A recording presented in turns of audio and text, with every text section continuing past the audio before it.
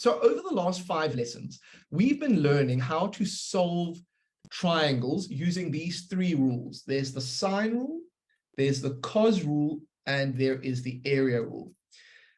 In the sine rule, you can write the sine rule to focus on the sides, where the sides are on the top, or you can write it to focus on the angles, okay? And it's the same rule, it's just written in different ways to make the working out less. If you want to use the cos rule to find a side, I normally use this form. If I want to find an angle with the cos rule, I normally use this form. And then the area rule can be applied whenever you have 2 sides and the angle in between them. Give me a thumbs up if that looks familiar to you. If that looks like, you feel comfortable, you've seen that before, give me a thumbs down if that doesn't look familiar to you. Because really that's what we've been working towards over the last 5 lessons. And we want to start to play with it tonight. Okay. So we did this question in the last lesson, so I won't worry about doing that. So let's go straight to this question over here. This is like a typical exam type question. So I want to ask you in question A, all right? What is the tool that you think would be best suitable for the job of finding the length of AC? Now, if we look for where AC is, AC to me looks like this bit here. So what tool do you think would be best to find this, this length? Okay, definitely the cos rule. And you're absolutely right, Michaela and Andile and Owetu. And what's more, I think it's the format of the cos rule where there's a square by itself and it's equal to 2 more squares minus 2 times that times the cos of the angle in between. So that's the format that I would want you to know to use. So you're trying to find AC. I want you to find AC for me by yourself now, and then put the answer in the chat. You should be putting it 12 here, 20, 12, 20, 110. And what do you get when you do that? You should be getting, now you still need to square root actually both sides in order to get that, but you should get 26.61 meters. So 26.61 meters. Okay, so that was question A. The next question is to find the size of BAC. Now, BAC, I've got to find it. So BAC, so there is the angle BAC. What tool do you think would be best for finding BAC? Let me know in the chat or pop your hand up if you think it's quicker and easier to say it audibly. How would you find the green angle there?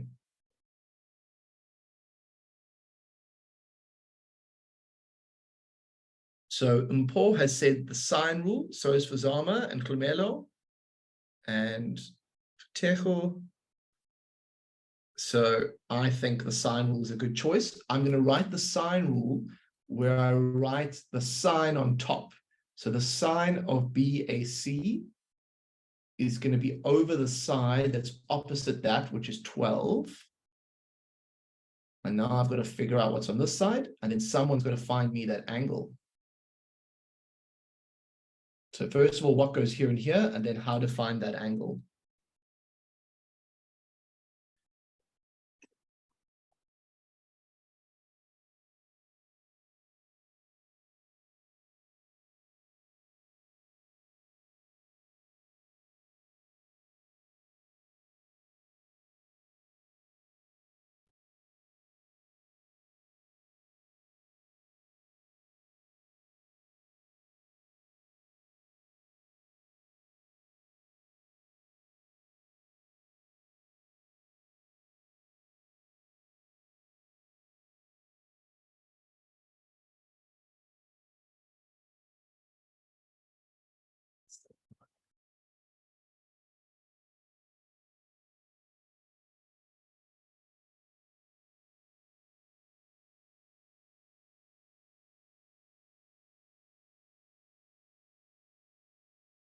So the difficult part now is I need to get rid of that 12.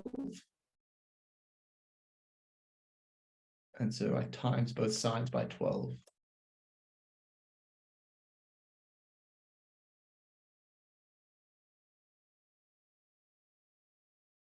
What do I need to do now to get this blue angle, or let's say green angle by itself? Because I've got sine of the angle by itself, but what I really want is I want BAC, the angle.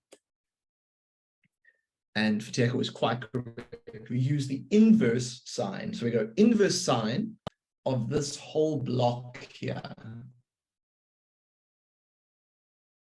So and the way we do that on a calculator is we go shift sine.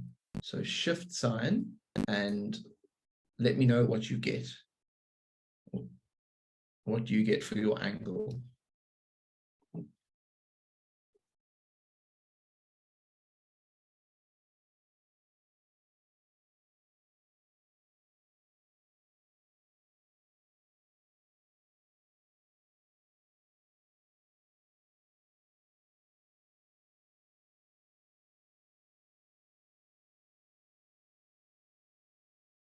So if I look at the chat, and I've just done it on my calculator on the side here, we get 25. We use different colors so it doesn't get confusing. We get 25.07 degrees.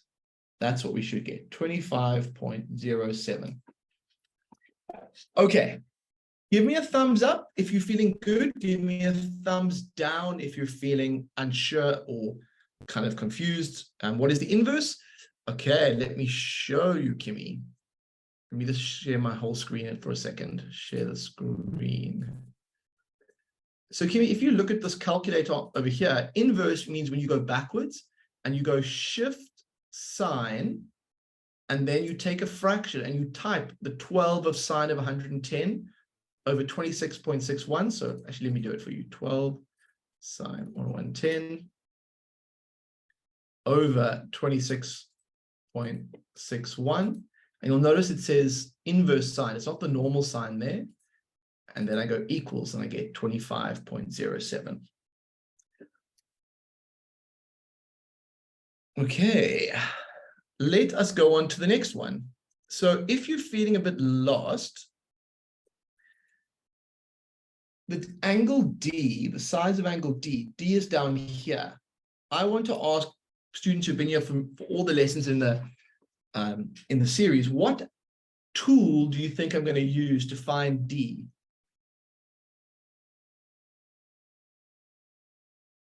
So you actually have three sides, and when you have three sides, the cos rule is a very useful tool to use, yes. So I think, though, you're going to write it where you write the cos rule, where you write the cos of the angle down first.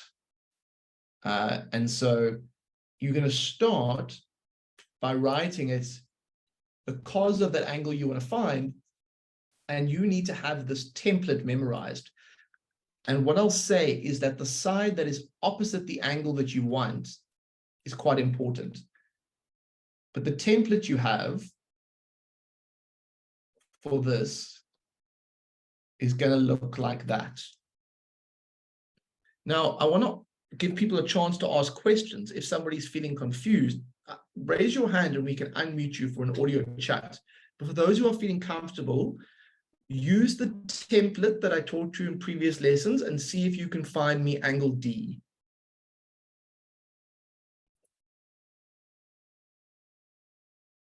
Kimmy, let's unmute Kimmy there. Kimmy. So I wanted to ask if I see now that it's possible to make an angle the subject of the finger and other things. Yes. Say that again, so? I'm saying I see now that it's possible to make an angle or an unknown the subject of the formula. Ah, perfect. Fantastic. That is great. Great to hear.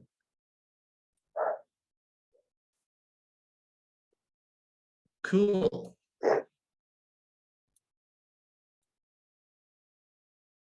Okay, so let's find angle D.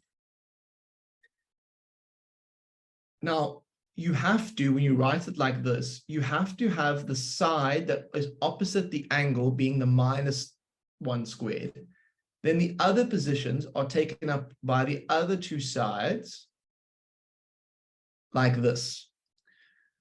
But we still need to get cos, the D by itself, and we have to use inverse cos to do that. So we go, and in that block, we're going to have this whole big thing here. And so I'm going to show you on my calculator how I do it. So shift cos fraction.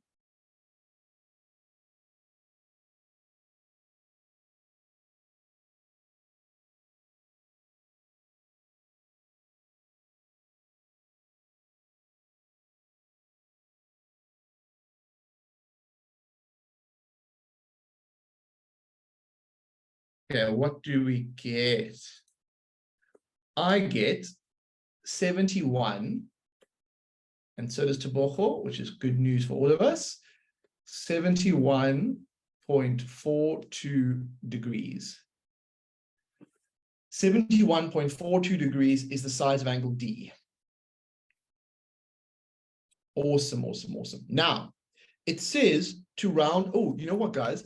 I just noticed the question says round to the nearest degree. So actually, when I say 71.42, that's correct.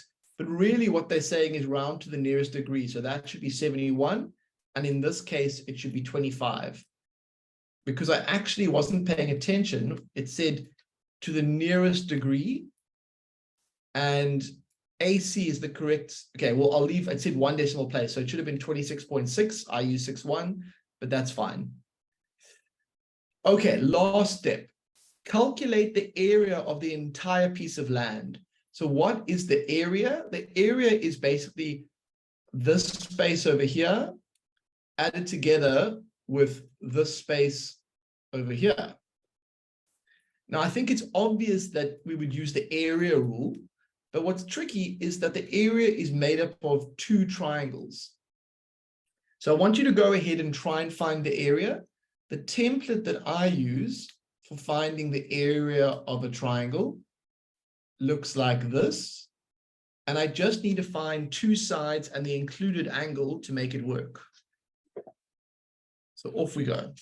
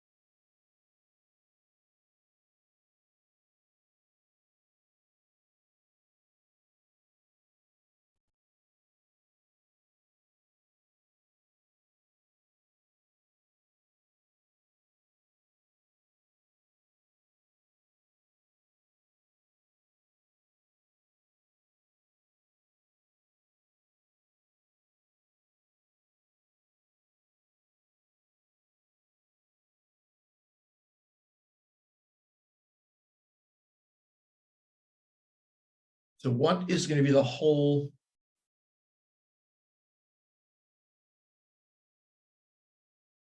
It's probably better to just do it all at once. So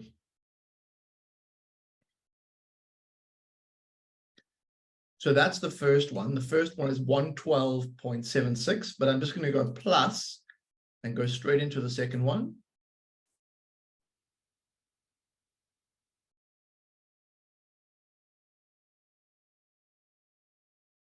And we should get 205 point, let's round to 1 decimal place. In fact, it says to 1 decimal place. So we'll leave it at that. And that is going to be meters squared. Okay, so this is an example of an exam question. And I think on the whole, from what I've seen, you guys are looking pretty good. The biggest difference from the previous lessons is we're now starting to stack triangles next to each other and connect them. And that's kind of what is the more difficult level of this topic. But yeah, we've got time and let's practice it. Just give me a quick vote. Thumbs up if you followed along nicely. Thumbs down if you're feeling a bit confused. Okay. 70-30. Okay, Tati. Okay, so now the good news is we have another chance to practice this idea. So we're going to do another past exam question. It says this is a radio mast. CP is a radio mast, and they give me the information, and they say find angle CAB. So CAB. The first thing I do is I make sure my brain knows where to look. So that is where I'm looking. What rule or what tool do you think will help me find that angle that I'm looking at in this thing here? Who has a suggestion?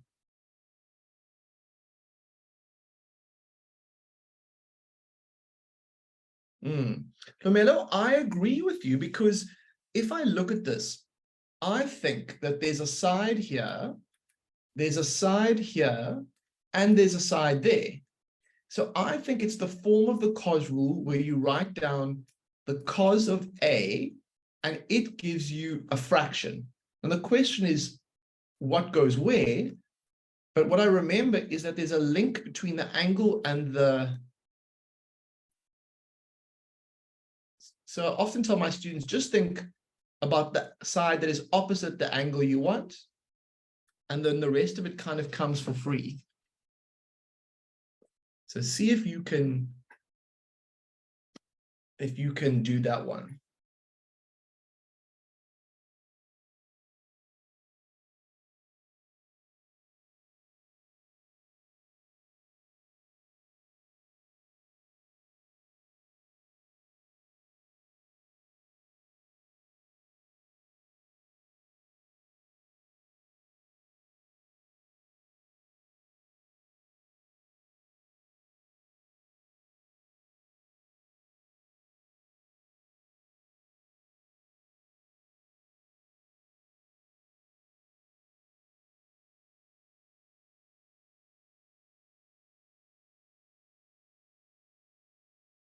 Okay, so now if I've got all that stuff, I still need to use inverse cos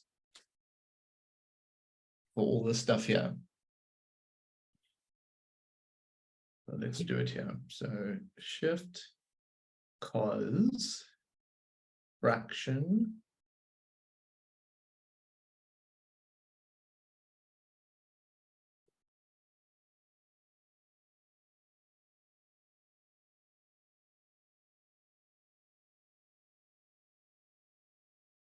and then I get, and it seems all of you students do too, you get 44.47 degrees. Now, it doesn't say anything about rounding, so at this stage, we're going to use 2 decimal places for now. Okay, so using the cos rule can actually be quite quick once you've got these formats set up. Next question. Can you find me, or let's ask this, what tool do you think we should use to find this red side called CP? What would be a good tool to use to find CP?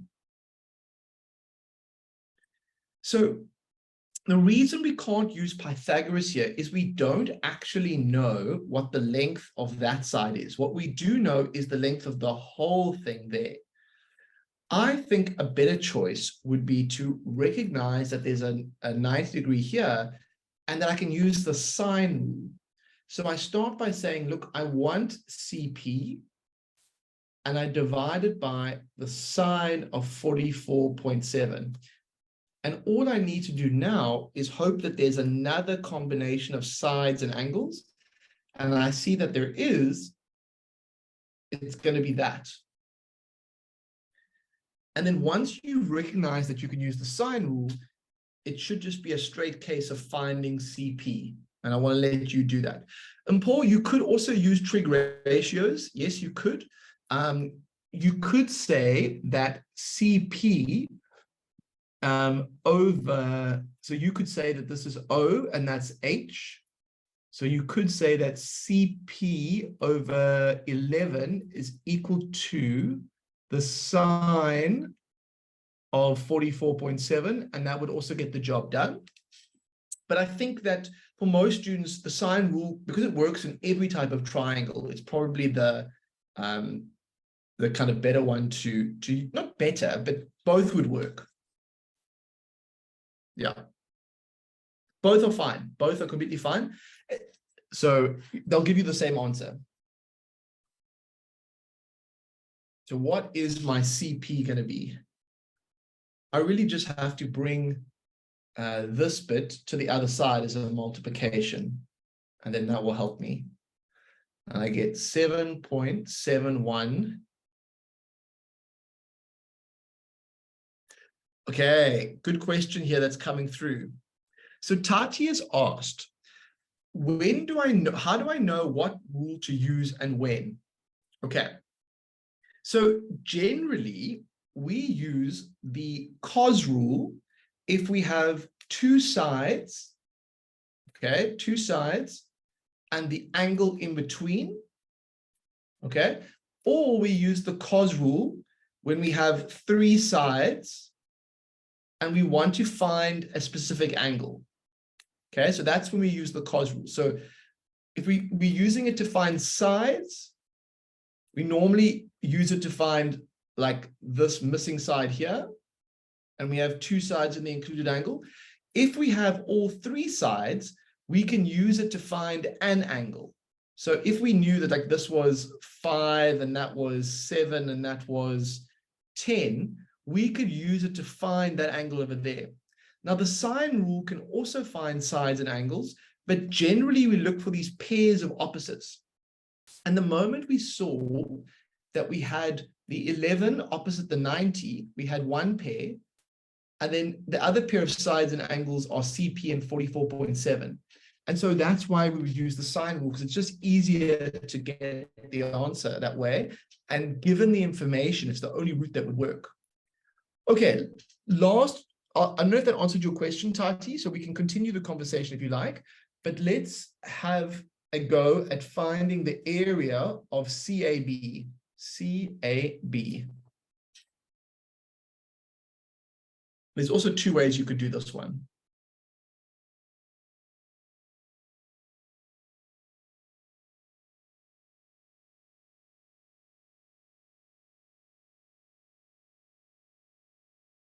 What do we think I think it has to be the area rule, right? Because it says area. And then it's just a question of identifying what information is relevant.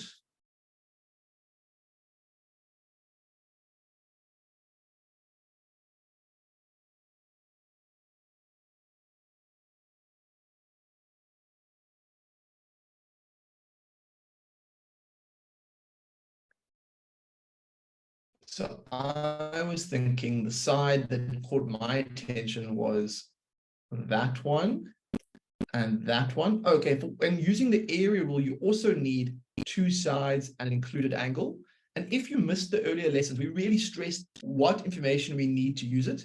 And so I'd really recommend having a look at those recorded lessons if you weren't with us, because they're very helpful in just getting used to this process. So let's see what the area is. Times 11 times 10 sine of 44.47. And I get 38.53, and that is going to be meters squared. Okay, well done. We've done 2 exam questions, and I think now we need a break so that we can let our brains refresh. So everybody's cameras on if they weren't on already. And I want you standing with me. We are going to take a moment to just unwind. So let's start by swinging our arms. Let's see if we can just do a couple of small circles. And then a couple of bigger circles. And then change direction and go for big circles forward and small circles forward. And then do a little bit of rotation. So initially just a little bit. And then as you get looser and more relaxed, you can find that your body can turn a lot more around. Oh, that feels good. Okay, let's go to a tricep stretch. While we're stretching our triceps, we look with our eyes away to the furthest point of the room, and we focus on a point far away from us. And the idea is that our eyes are getting a break, that we're zooming out, and it allows our brain to not always focus on something close to us. Switch sides on the tricep, and then look at the other furthest point. Again, letting your eyes zoom out so that you're not focused on a thing close to your eyes all the time. Okay, then let's stretch our necks quickly. So 1, 2, and switch to the other side. And shake it up again. Just shake out your arms. There we go. Shake out your legs. And let's take 3 nice deep breaths. Breathe in with your nose. Breathe out with your mouth.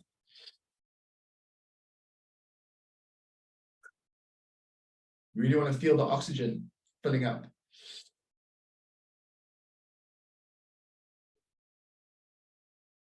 One more.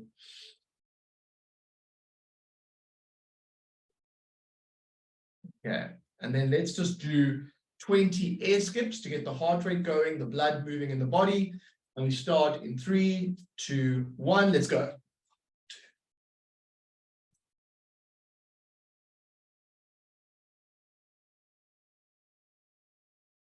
5 more. And there we go. So hopefully now you have a bit of oxygen going around your lungs, you have some blood moving around in your body, and you are ready for the return of Maths 24 to the brain break. So the way this works is that you try and make 24 using all the numbers on a card. If you find an answer to a Maths 24 question, you put it in the chat, and that card is then yours. You have to use all the numbers, and you can only use plus, minus, times, or divide. Over to you guys. Can you make 24 using any of these cards?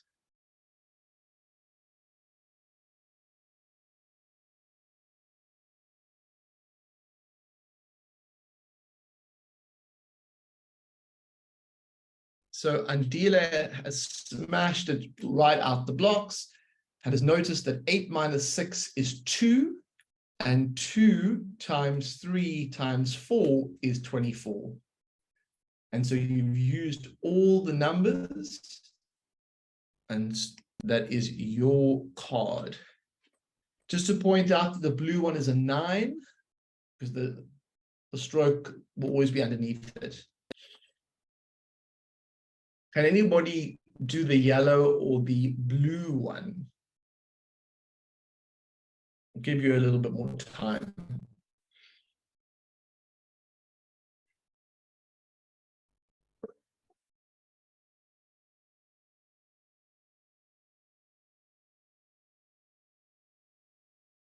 So there's a 9, a 4, a 2, and a 1. What could you do? I'll give you a hint. If you add 1 and 2 together, you get 3. That might help some of you to get the blue one.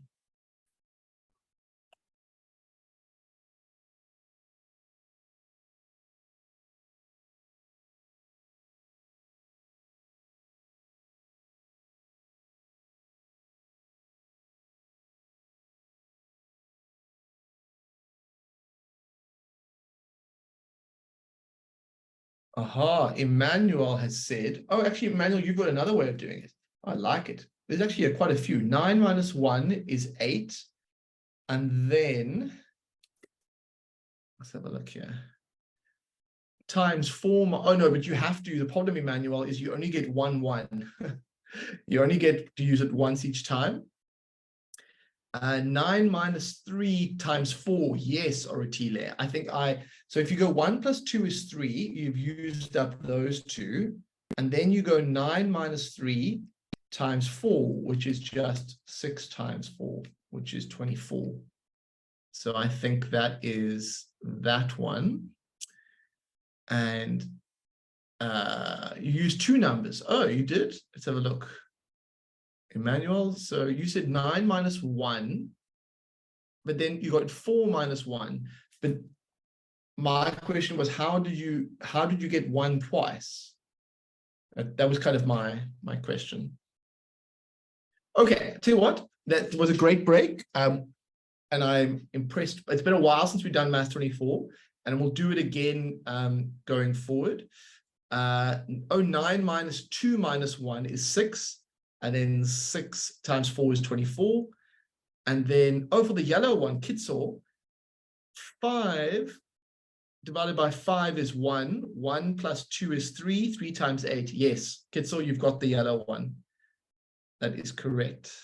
Well done. And then Kayla, 9 times 3 minus 4 plus 1. 9 times 3. But you see, you've used the numbers twice there, Kayla, but you were close. Not bad. You were close. Okay. Before I get sucked down the Maths 24 rabbit hole, I'm lovely to see your enthusiasm, and we will return to it for brain breaks in future. But I think what we need now is some quality time with a variable-based question. So before anyone has a heart attack, let's just take this one moment at a time. So it says, show that the cos of theta equals that. And then they give this rule over here. How do you think, what rule do you think we're going to use to show that this is true? So we've got to show it. What rule do you think is going to be useful for us? Okay. So because I've been given 3 sides, I'm going to use the cos rule, and I'm going to start with the cos of theta. Now, I want you to write in what you think goes on the other side. I want to give you a bit of time to do this, because this is this is really the top level question we're at now. And maybe somebody can come on and tell me what they would do if somebody's willing to share their thinking. But I really want everyone to write out what you think goes on the top and the bottom here.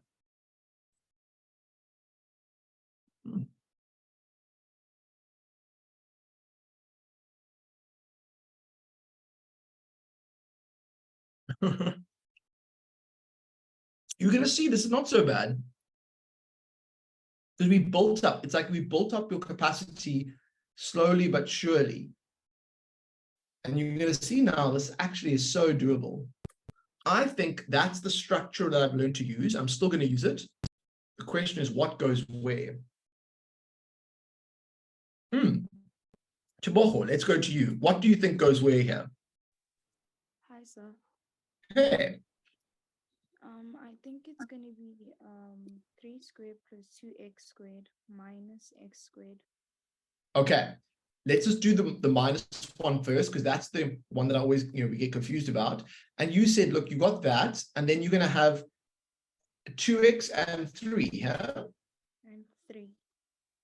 And then it's okay. And at the bottom, what are we going to have? 2x and times 3. Okay, so this is good news. We've got cos of theta equals something. The only problem we have is we haven't made it look like that yet. What would you do next? I would inverse cos to make theta alone. Okay, so here's the thing. We're not actually solving for theta. I think we need to play with the algebra here a little bit. So what I'm going to do is I'm going to give you some time. I'm going to let you go off now. but I want you to see, can you play with the algebra a bit to make it look like that, using the laws of algebra? That's what I want to encourage everyone to do. So I was thinking we should just expand these top bits, right? So if we expand this top one, what is 2x times 2x? It's 4x squared. Now I want you guys to deal with these things and see what you get. So the first one is 2x squared, which is just 2x times 2x, which gives me 4x squared. So I've dealt with that one. What happens to these next two ones?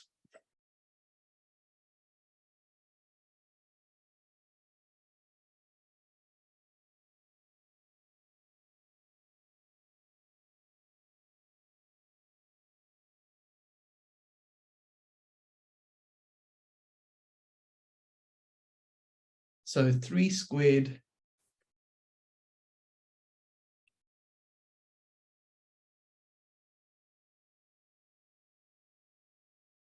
Oh, what have I done here? Sorry. X squared.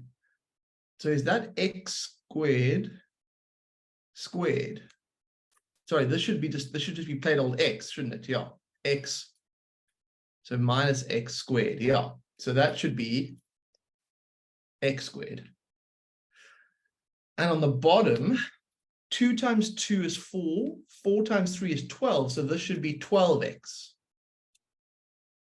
Now, it doesn't look like that yet, but I think using the laws of algebra, 4x squared minus 1x squared is 3x squared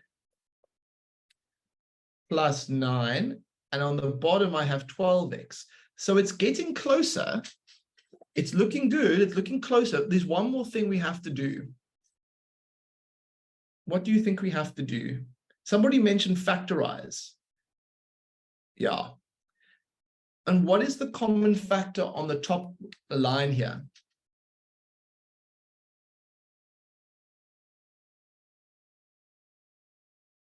It's 3. So I go 3x squared plus 3 over 12x.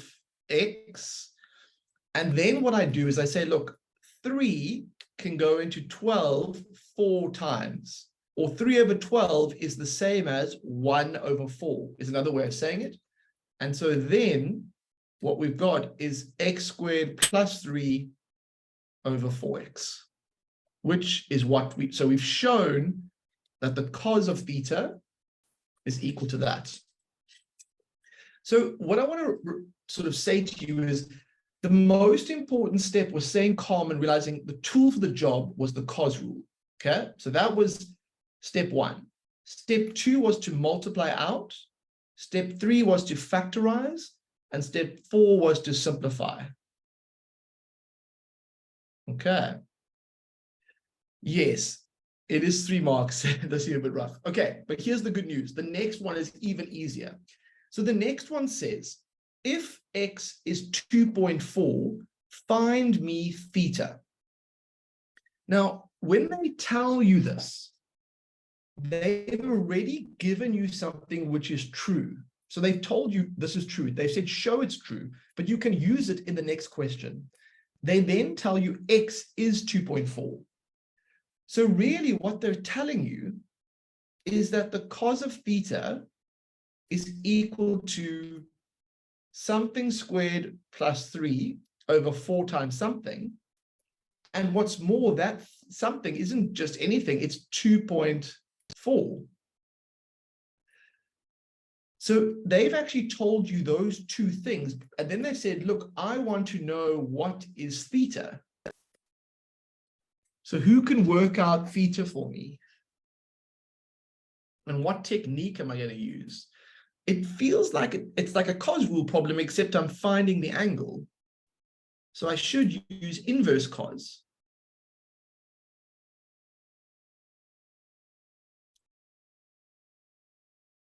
So inverse cos, and then 2.4 squared plus 3 over 4 times 2.4. Feels like, because I mean, I'm basically just taking this whole thing, right? Like this is what they've told me is true. There's no like having to work it out. That's a substitution. And then I'm going to use inverse cos and get my angle. And what is my angle? It seems like I get 24.15. So this angle up here is 24.15. Give me a thumbs up if you're following me with that question. Give me a thumbs down if you're feeling a bit lost. Okay. Now, the last question. Awesome. Okay. And be honest, Ed, because it is important. I do go by the feedback I see in the chat. Why aren't we not including 2x? Aha. Okay. The reason is, Zabisile, is they tell us that this is true. The cos of theta is that. They tell us, and then they tell us that x is 2.4. So all I'm doing is I'm rewriting the yellow thing, and then I put in the 2.4. So it's just not involved at this stage. Okay. So we don't need it, but we might need it for the next question. So the next question says, find the area of triangle PQR. And the problem with this one is to find the area, I need two sides and I need the angle in between them. Now, the problem is I have an angle.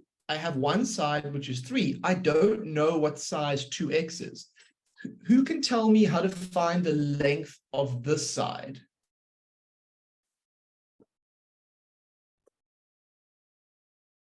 So who can tell me how to find the length of that side?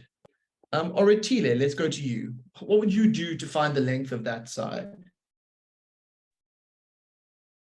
Evening, sir. Hey. So What would I'll you do just to find the length substitute there? for it.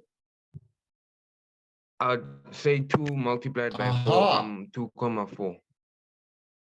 Oh, of course, because For they've given x. you 2.4. Yeah.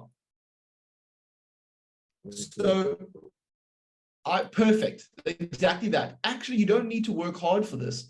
It's going to be 4.8 meters. Yes, Tati, I agree. Michaela, absolutely agree. So find me the area of this triangle, please. Well done. You guys are on fire. Like, look at this. You're doing proper exam questions here. I know this is tough. So if you're feeling a bit unsure and stressed, don't worry. You can re-watch this recording.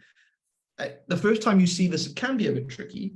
But just to show you how the same ideas you've been learning are, they're still involved in these questions.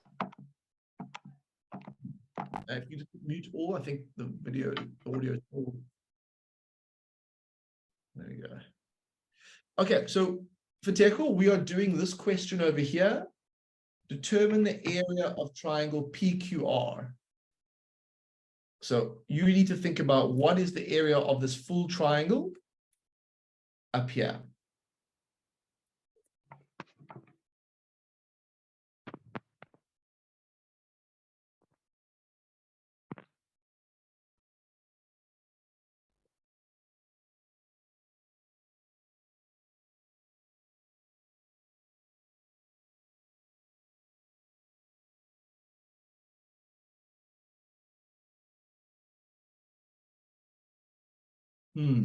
Now, what is the correct? Now, remember, it's 4.8 on the one side, and it's 3 on the other side, and in between, it's 24.15. So we go 0.5 times 4.8 times 3 times the sine of 24.15, close brackets, equals, and we seem to get 2.95. And what does that mean? That is in terms of meters, so it will be meters squared. So 2.95 meters squared. So what I also want to point out to you is even if you get stuck on this sort of question, right? If 7.1 is not a good day for you, that's fine. You could still get 5 out of 8. And this is what I see a lot of the times in my class. People get so stressed out by question 7.1 that they don't even attempt a 7.2. And all you need to do is stay calm and realize they've given me what X is. So if they've given me what X is, I can simply write down what is here and then use inverse cos to find the angle. So this is completely, unrelated. And then I can then use these pieces of information to help me with this. So even if they give you a hard question to start with, don't forget to gobble up these marks that come later. And I see that so many times because I think students just get so frightened by the layout of these questions. And the way to get more comfortable is just to do more. And then they start to look predictable. You start to see cos rules and sine rules everywhere. Okay. Should we have a look at this one to finish with? We may run out of time, but let's just have a go at it a little bit. Okay, we're not going to do the whole thing now, but we're going to just at least start with this thing. So we are given, this is from November 2018. It says, find the size of ACD in terms of theta and alpha. So first of all, ask yourself, where is ACD? Because before you know where it is, your brain, like at the moment, there's no need to stress out. ACD, I found the home of ACD. Now I have to write the blue dot in terms of theta and alpha. So what do you think the blue dot is going to be in terms of theta and alpha?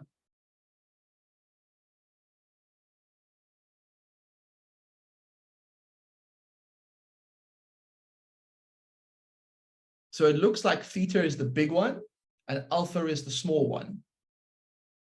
And to get the blue one, I need to take the big one and subtract the little one. So for me, this is basically theta minus alpha. Okay, it's not the best writing, but you get the idea. And that's worth 1 mark. So it makes sense, right? So theta minus alpha. Okay, now this one over here is probably going to give a lot of people a bit of stress. But what I want to do is say, look, even if you don't, I'll come back to this one, but even if you don't get this one right? Show yourself, work out what AD is. So I want us to leave out 6.2 because that's likely what most students would do in exam. They would get stressed out about it. But you can still get 6 out of 10 for this question. And I'll show you even 6.2 isn't that hard. But before we do that, find me AD. And I want to see if you can apply what we've learned earlier on about staying calm and just focusing on what you're given and how to use it. Find me the length of AD. Where is AD? AD is this bit here.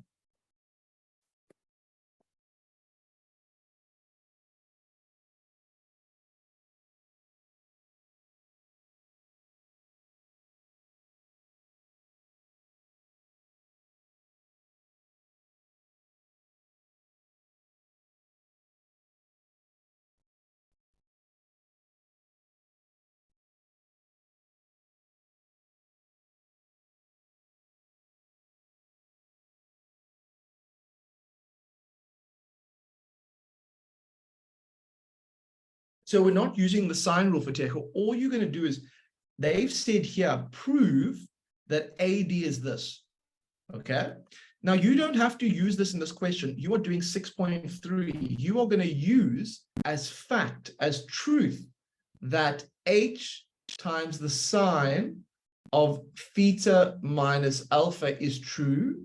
And you're going to keep as truth that it's the cos of alpha beneath that. Now, they also tell you what H is. So they tell you what H is.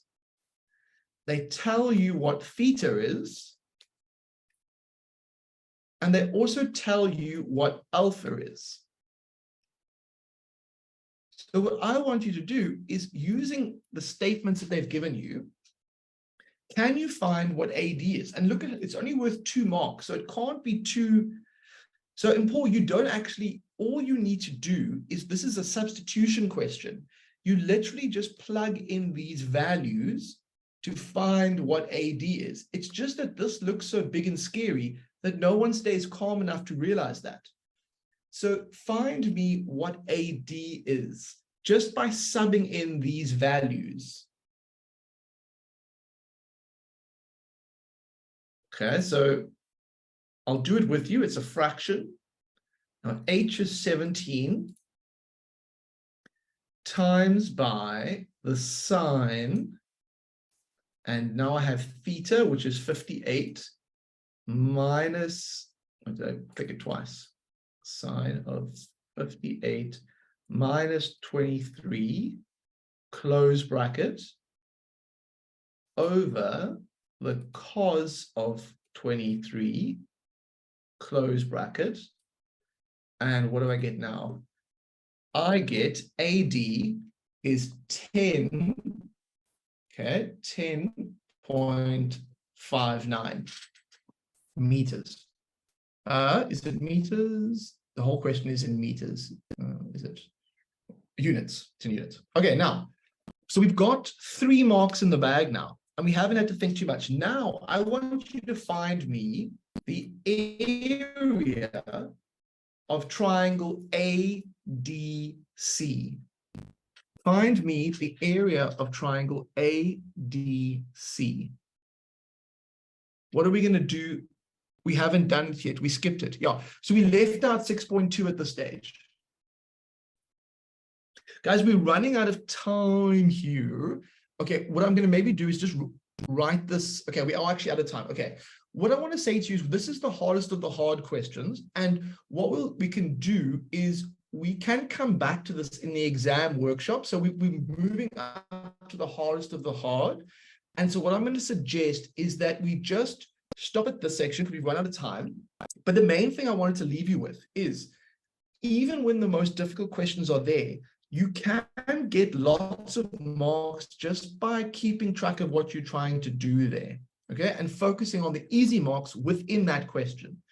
I will do a whole lesson in future around questions like this, but we really do have to work up to them to understand them properly.